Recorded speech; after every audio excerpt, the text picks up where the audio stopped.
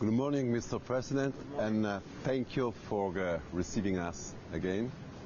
A lot of things changed since our last time we met, so I do thank you again for helping us to understand the dynamics in the Caucasus and the energy market. Well, in our region, the situation is developing towards peace. I hope so.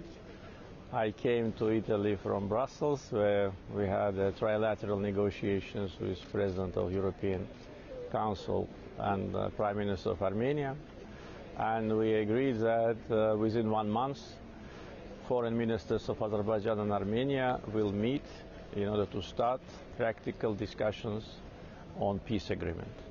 That was our proposal from almost immediately after the Second Karabakh War ended.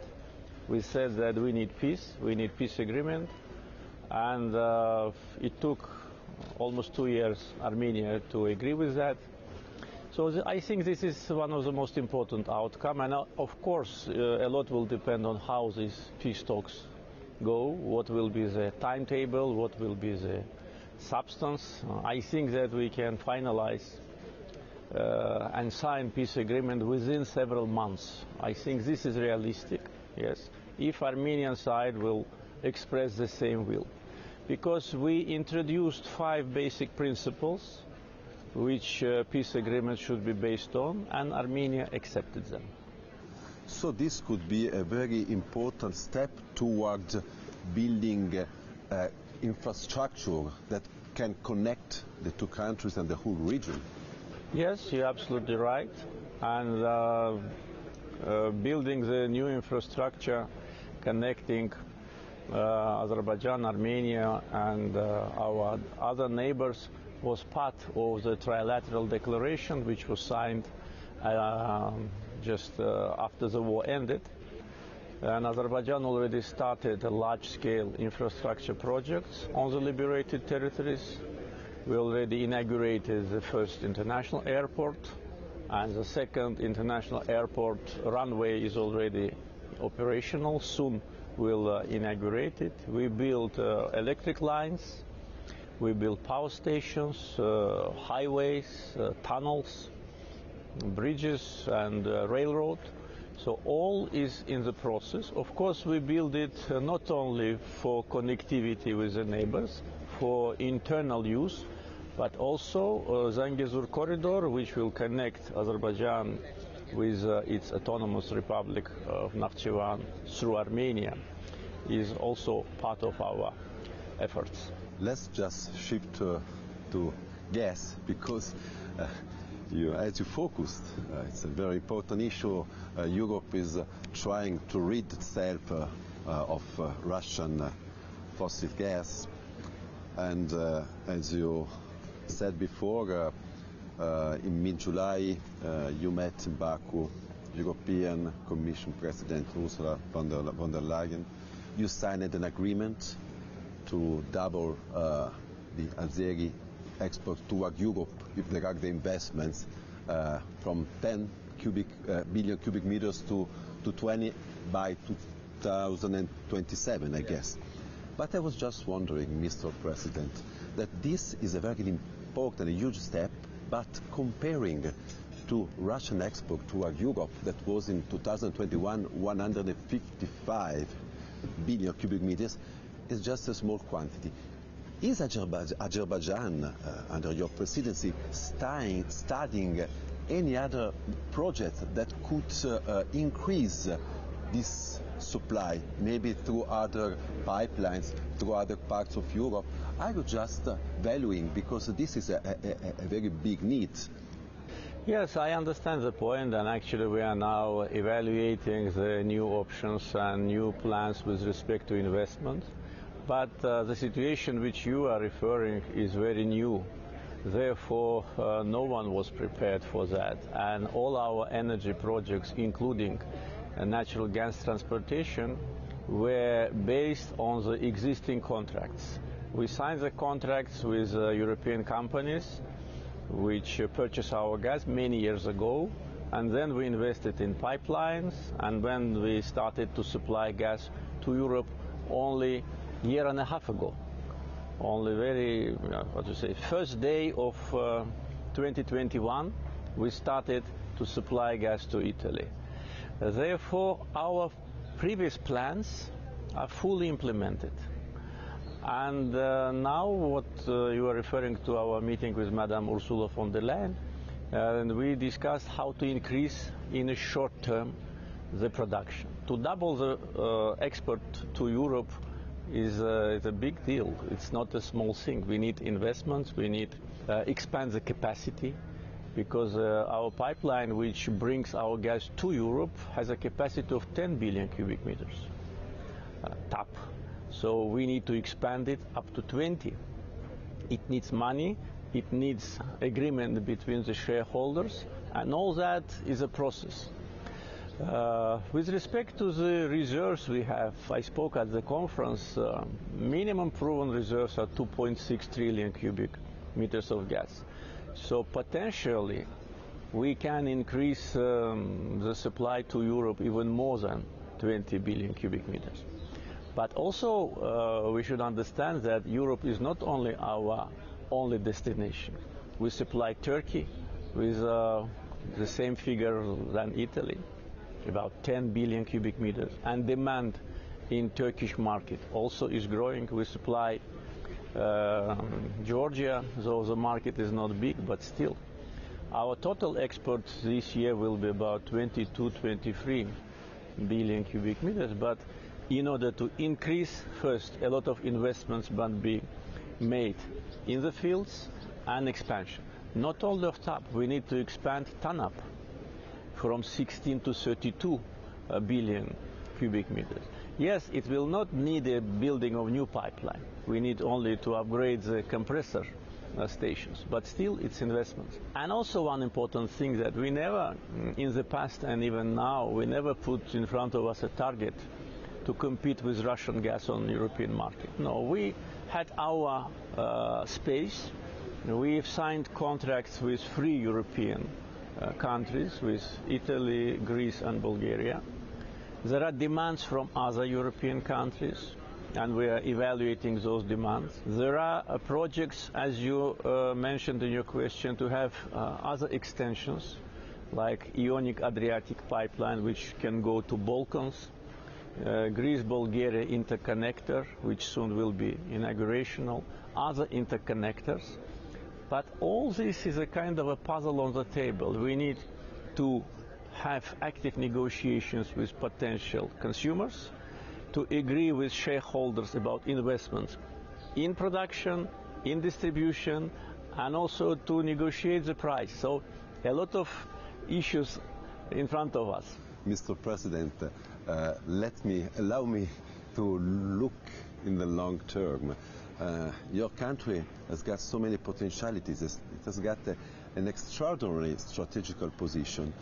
For instance, in 2021, after 30 years of disputes, you just had an agreement with Turkmenistan to develop the Dostluk, if I'm not wrong, gas field on the Caspian Sea. And if we see the gas fields on the Caspian Sea, are you considering to, for instance, to build the Trans-Caspian pipeline? Because in this case you can connect Kazakhstan gas fields, Turkmenistan gas fields.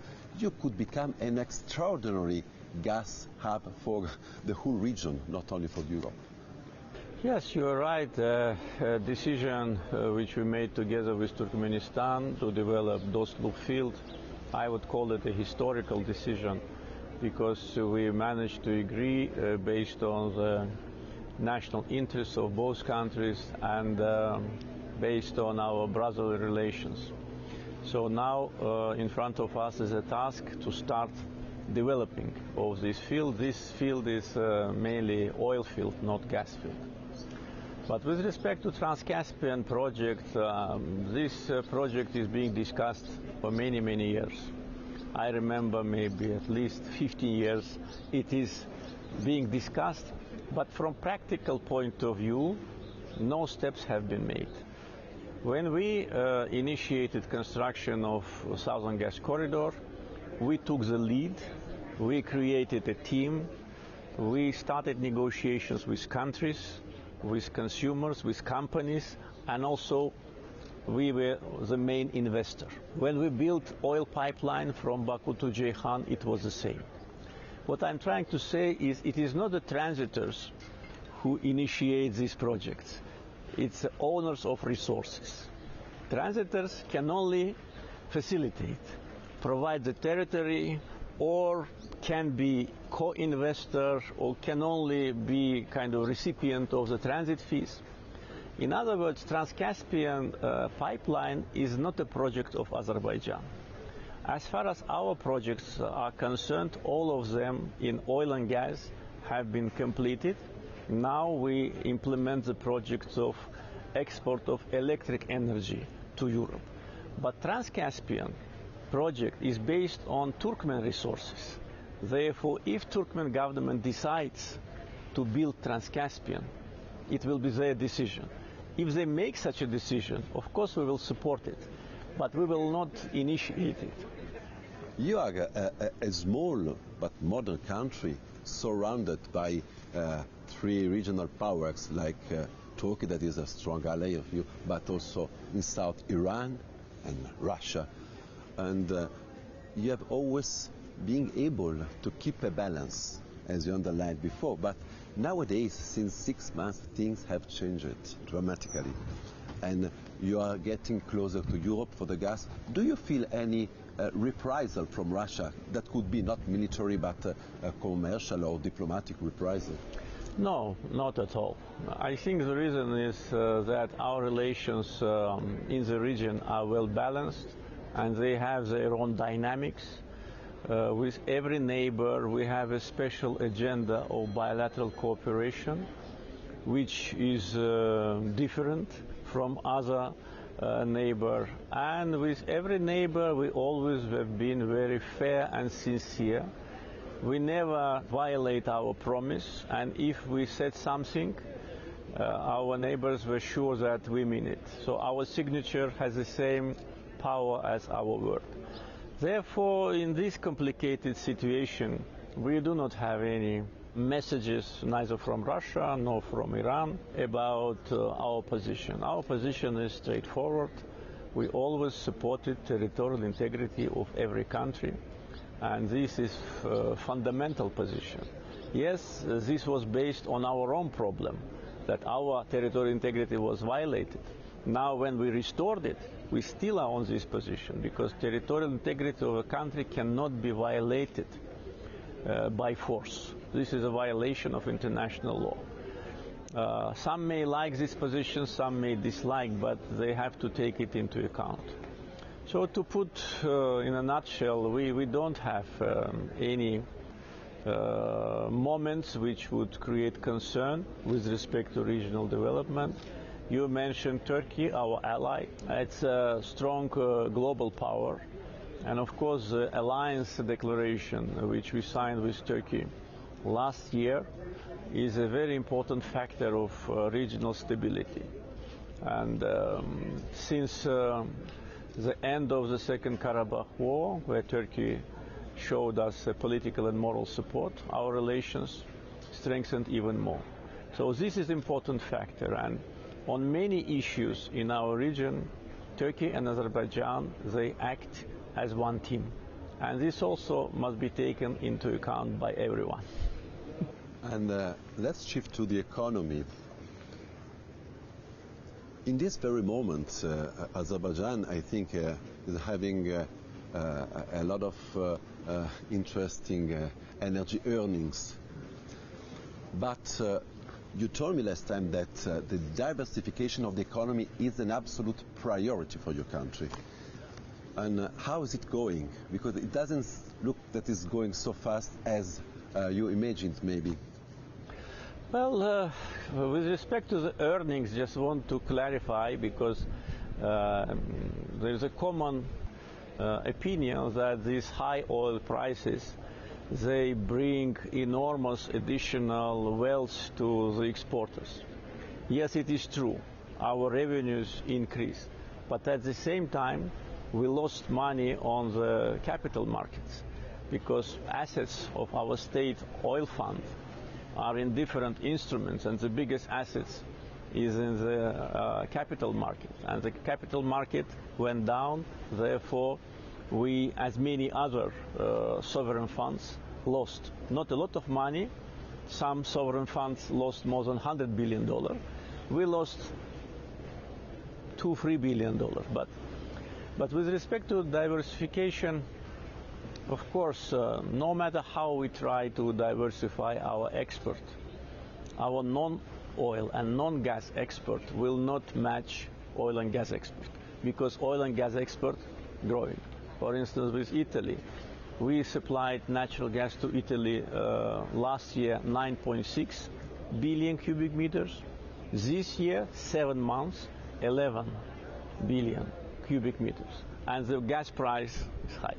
So for us, diversification is not statistic which is reflected in GDP. Is a means to provide jobs and to provide a good quality of life to our people.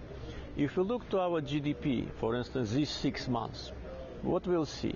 GDP grew 6.2%, but in non-energy sector, almost 10%.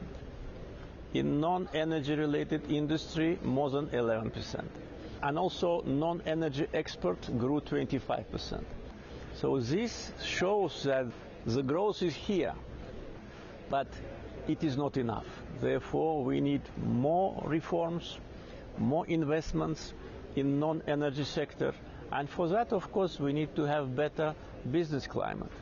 And also there is improvement, but still we need to do a lot in order to remove all these bureaucratic obstacles and some psychological legacy of the Soviet past. I imagine that you also have to rebuild the liberated area.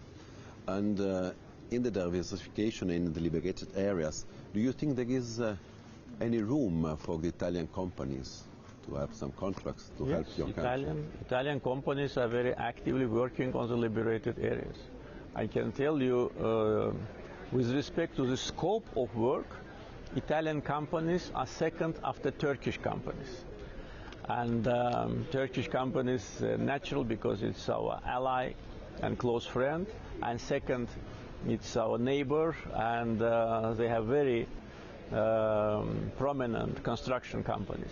But second, companies from countries Italian. If I can give you an example, for instance, our memorial and victory museums, not only in Baku, but in some other liberated cities, is designed and will be built by Italian companies. Italian companies provided equipment for electric energy production in 4 liberated territories: Agdam, Fizuli, Kubatli, and Kelbecer. Are we speaking about green energy? This is hydro energy. This is company Ansaldo. Then one Italian company is designed based on our request and will implement the project of the new mosque in Shusha. So this demonstrates the level of our relations, because Shusha for every Azerbaijani is a sacred place, and the new mosque in Shusha was awarded to Italian companies. That means that there is such a high level of trust that we made that step. And we have big plans, for instance, for renewable, for wind and solar plants, for hydro, to invite more Italian companies. Yesterday, during my meeting with the Prime Minister, we brought the figure of the amount of contracts implemented by Italian companies in Azerbaijan, the contracts financed by Azerbaijan. It's more than $10 billion. So Italy is well presented in Azerbaijan, but in liberated territories, I'm sure they will keep this important second position after Turkey during the whole time of restoration. So I guess yesterday it was a good meeting with Sergio Mattarella. It was not the first one, and with Mr. Mario Draghi. I think, what about the multi-dimension agreement, strategic partnership? Yes, it's implementing successfully, and our bilateral agenda is becoming broader. Of course, energy, trade, the main part, but not only. Yesterday, in the new building of our embassy, we had an excellent ceremony of exchange of documents between other universities and 5 leading Italian universities: LUISS, Bologna, Sapienza, and Turin and Milano technological universities. Azerbaijan Italian University is created. The building is being built, and by the end of 2024 they will have excellent location. So we cooperate actively with respect to EU-Azerbaijan partnership. Italy always strongly supported Azerbaijan's rapprochement with EU. Italy always supported our efforts to establish closer relations with NATO. And of course energy security, which today this is energy bridge of 3,500 kilometers which unites Baku and Italian coast. It's really a bridge of energy security, and not only for Italy, because Italy also, I'm sure, will be a country which will distribute further to Europe Azerbaijan hydrocarbons. So we have energy segment, economic trade development. Italy is our main trading partner. We have education, culture, so many more areas. So strategic partnership declaration is working. Thank you. A very short question, last question, is with all these difficulties in Russia, do you think it's just a dream to think of a new Silk Road that could cross the Caspian? In this case, you could also become a commercial hub with the right infrastructures. Yes, you're right. And we've been working on that many years ago already. We started this work. We built the biggest trade seaport in the Caspian, and now it is full. So we need to expand it up to 25 million tons of cargo handling and 1 million TEU. We built a shipbuilding yard in Baku, so now we produce all types of ships to transport oil and cargoes from eastern shores of the Caspian.